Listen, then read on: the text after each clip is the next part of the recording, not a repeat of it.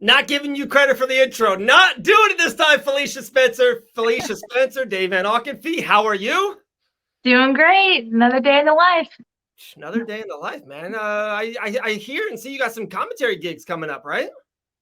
I have a commentary for PAWFC, Palace Athena, up in Canada. So that's an all women's promotion in Western Canada.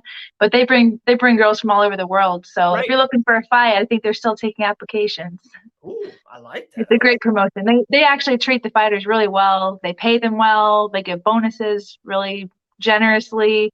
When I went there for their inaugural event back in January, I was honestly blown away by how it ran. I mean, any promotion is going to have hiccups, especially on the right, first right. go. But man, they really took care of all the fighters and the commentary team and everyone really. So I, yeah, keep an I'm eye gonna out for them.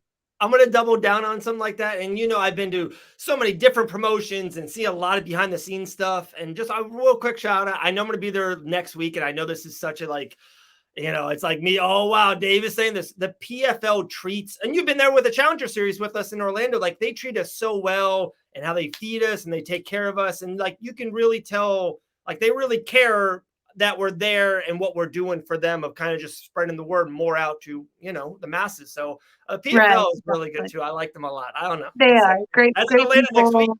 I'll be there. Oh wow, cool. Yeah, very welcoming. Yeah, Yeah. it's nice to see how different promotions run. They're all a little bit different, but it's Right. fun. Very true. Shout out to you though, real quick. Your locks so far this year, your official record is 16-3. Like, that's insane. Nice. Like, that's pretty damn good. If you're a 16-3 fighter, you're fighting for the championship pretty soon. Like, if you're a light heavyweight, you're fighting Yuri Prohazic. So that's happening.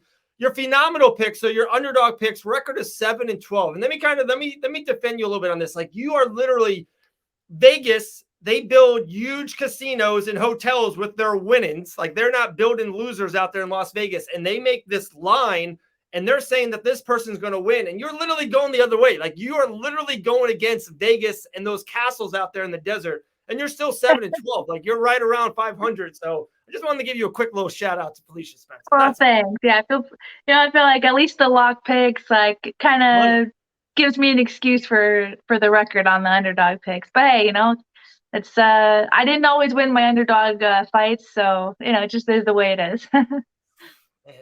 Win some, lose some. You watching that Amanda Nunes Pena in a couple weeks? You're going to be watching that extra close? I'll be watching it as a fan, Dave. All right. I keep trying to pull her back in, guys. One or two more. That's all, we'll see. All right. Let's go to your lock picks. You've been money so far. This is a very cool card. I don't have to talk about the UFC Austin was one of the best, probably the top 3 best cards of the year. All the knockouts, all the moments. What a great card, a building card for so many fighters, really expanded in their careers. This has got a lot to it. There's 4 fighters on this. I saw this post that another outlet made. There's 4 fighters and their combined records like 69-3. Like, it's insane. The Shavkat and Nurmagomedov and Circadian in the main event, like all these 19-0s and 22s and 1s. It's pretty stacked.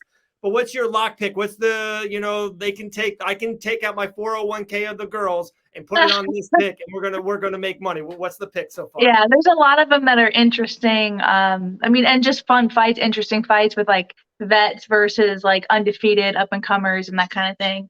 I kind of went with just like a personal one for me. I'm picking Jin Fry to beat Vanessa Demopoulos. So it's kind of like lower on the card, maybe not as interesting to some people. For me, super interesting. Like I had met Jen a few times, and there were some matchups that she had in the UFC that weren't great matchups for her and her style and just her performance. It wasn't there, but I know Jen can bring it, and I think this is a really good matchup for her. I think she is the favorite on this one. I forgot to double check this morning, but I'm going with her to have the skill set to beat Vanessa.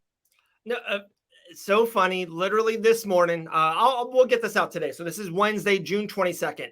This morning, my bookie wanted me to make a post, and they wanted me to make it on Jin Fry. She's a -270 favorite, and they're getting a ton of action. I don't know, because Vanessa Demopoulos, the last time she fought, she did the whole Joe Rogan thing, and now she's on Fight Pass. I don't know if she's getting a little bit of steam and maybe a lot of casuals or a lot of people are like, whoa, like she's a big underdog. Let's put money on her. Maybe that's the reason. I'm not sure. But they kind of reached out to me and they're like, hey, can you make this post? So we made it on Fight Bananas and we did make it on Jin Yu Fry. That is so funny. That is funny. Yeah, -270 favorite. I like her a lot too. She was matched up with Orlando's Hannah Goldie that you've been training with a little bit lately, kind of getting her ready for London in a couple weeks.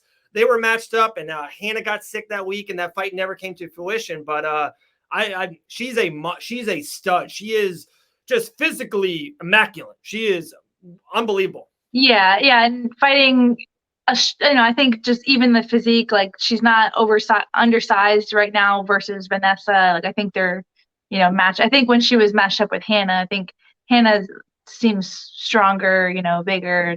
Just she cuts more weight. Maybe I think Jin fought at atom weight, so I'm positive that she's for some fights at straw weight. It's going to be tough for her because she was naturally just a smaller person than a lot of the straw weights are. But I think in this case, I think she's well matched in size, and I think her experience is just far beyond, so a lot of the strawweight division. I like it. I'm going to call my money man right after this. I'm taking out Taylor and Emmy's, 401k. I got some money. They're 2.5, so it's not a ton of money. You know what I mean? I'm going to take the money out, putting it on Jin Yu Fry because Felicia Spencer told me to. All right, what's the phenomenal pick? What's your underdog pick? My wife, we want a nice night out of the town. We want to get a little date night. I want to get a little underdog pick. So what's your phenomenal pick on this card? This one, what was a +220, so not bad for an underdog pick, right? I'm going to switch over to Bellator. I'm going with Pam Sorensen. Boom, right?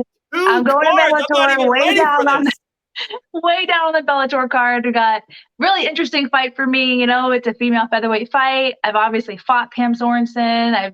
I've seen Kat forever fighting.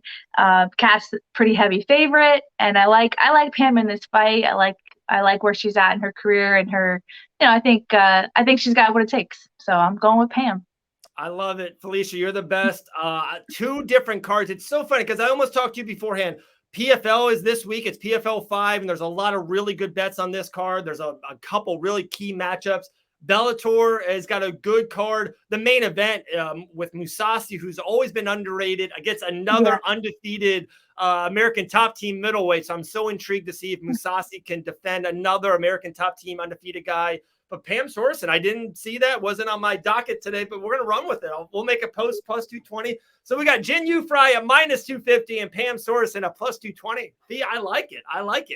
You got a good feeling about this week. We'll see, Very cool. It's fun. Let's hit real quick back to UFC Vegas 57, the main event, 2 lightweights.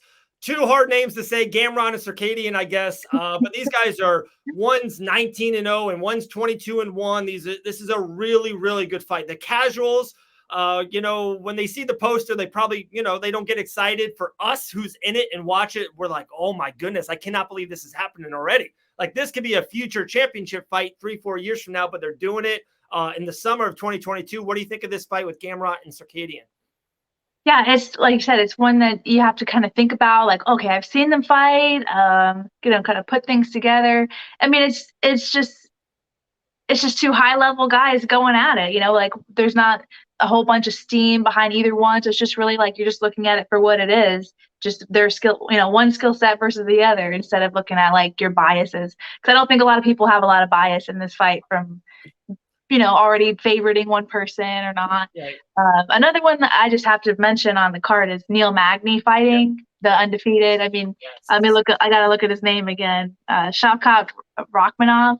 Yeah, nailed it. Yeah. So 15-0, I think. Yeah, 15-0, 27-year-old kid. Every single win is a stoppage, first, second, third round stoppage. So but then Neil Magny, I've been high on Neil for a long time. He's beat everybody. He's beat Robbie Lawler, Johnny Hendricks, Anthony Rakhmonov, everybody, Carlos Condit. Like he's got every person under his belt. So it's just one of those things like some Neil Magny, who probably should have fought for a title at some point or was so close to fight for a title, and then he's fighting someone I had never really heard of. I know he's fought in the UFC a couple of times, but just like crazy running through people that I've never heard of. But this is the first big test for him. So I'm really interested in that fight. I think that's a really cool one. the veteran versus the newcomer. It's like, oh, what's gonna happen? So it has a Chimaev versus Burns feel to it. Maybe not to that level because Chimaev was so big and Burns fought for the championship, and Burns is barely, more highlighted than Neil Magny, but it has that feel. It's these undefeated, kind of this, a monster who, like you said, who's never been to a judge's scorecard. That's unbelievable in mixed martial arts. It's like, we hear it all the time, like, oh, stop them, don't leave it to the judges. We saw how close Calvin Kattar and Josh Emmett, and they're like, oh, you shouldn't have left it to the judges. Like, these are two of the top 5 featherweights in the whole entire planet, and they're fighting. Of course, like, it's going to be, a 25-minute fight. And with Neil Magny, he's just one of these guys. He's so underrated. You look at his career. Fight Bananas made a post on Monday, and it's win or lose, but especially if he wins, if he beats Shavkat, like, to me, he's a UFC Hall of Famer. Like, he's like, you go to his resume, and like you said, you just named out 9 guys.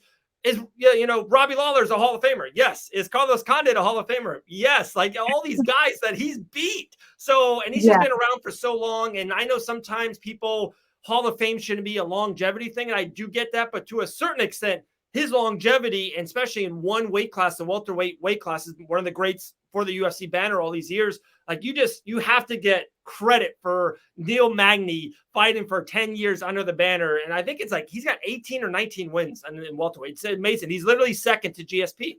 That's it. Yeah, he's going to need to break some kind of welterweight record with wins or, this or that. So who was it that just made a post that said that they just wanted to beat Michael Bisping for most wins at middleweight? It was Brunson. Yeah. He just made something like that where you're just even, or maybe Neil still does have title aspirations. I would imagine he does, since he hasn't been to that point yet. But even if just something like that, just breaking some kind of welterweight record, or multiple records, can just keep him in the history books. I think he has what it takes to do at least that, I agree. And I think you just nailed something really good. There's no way he doesn't have title aspirations, and he's fighting Shavkat, Rakhmonov. Like, Donald Cerrone and Joe Lozon was just booked for the second time. Like, that's a veteran. We've been here before. This is a really cool fight, and we're all happy to see it. Neil Magny's fighting the maybe toughest guy in the welterweight that, people don't want to fight. So it's like, you can tell he's like, hey, UFC, if I beat him, like, I want to fight one of these top 3-4 guys. Give me a Wonder Boy, or give me a Masvidal, or give me one of these Burns, and then I want to fight for the title. I think he thinks he's 2 away. So it's wild. Yeah. That's a good one. That's definitely, I think, like you said, he's definitely a pretty sized underdog. But I'm very intrigued. That's kind of the fight of the weekend. I gotta watch it. I gotta see that fight. Yeah. Did you say Neil is the underdog? Yeah. Oh, he is? Oh, wow. Yeah.